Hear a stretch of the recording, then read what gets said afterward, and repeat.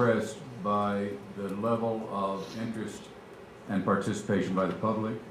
Not only those who come to the council meeting to make their desires and concerns known, but I have received a great deal of input from citizens from various sources. I've had people call me on the phone.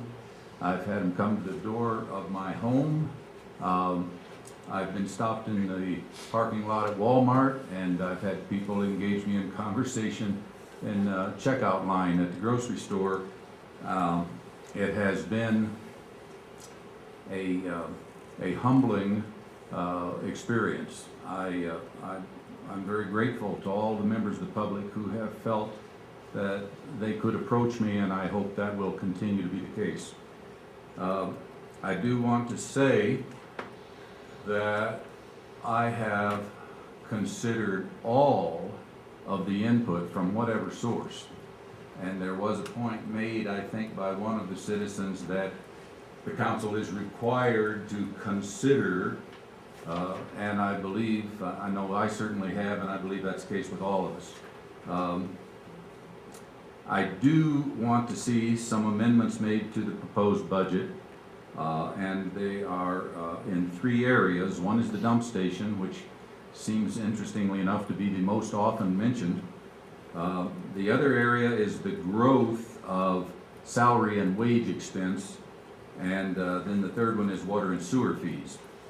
Now, to change the water and sewer fees, I recognize requires a separate action that will require bringing back the previously approved fee schedule for a modification or amendment, which I know can be done because that was done at least twice during the previous year. Now, as for the dump station, I think we, back during the working session on the 19th of November, I think we pretty much achieved consensus that that should be moved from the water and sewer fund. However, since then, I've come into some additional information or been made aware of a situation that if we construct that fixture or improvement on the property that is currently owned by the NRCDC and encumbered by a bank loan, that would automatically be encumbered by the bank loan along with all the other property. So I think that perhaps there's some additional due diligence that needs to be done, and I would suggest that pending that due diligence, that we remove the dump station from the budget entirely. As to the growth of salary and wage expense, the total of the forecasted salaries and wages for 2014 adds up to about $3.2 million.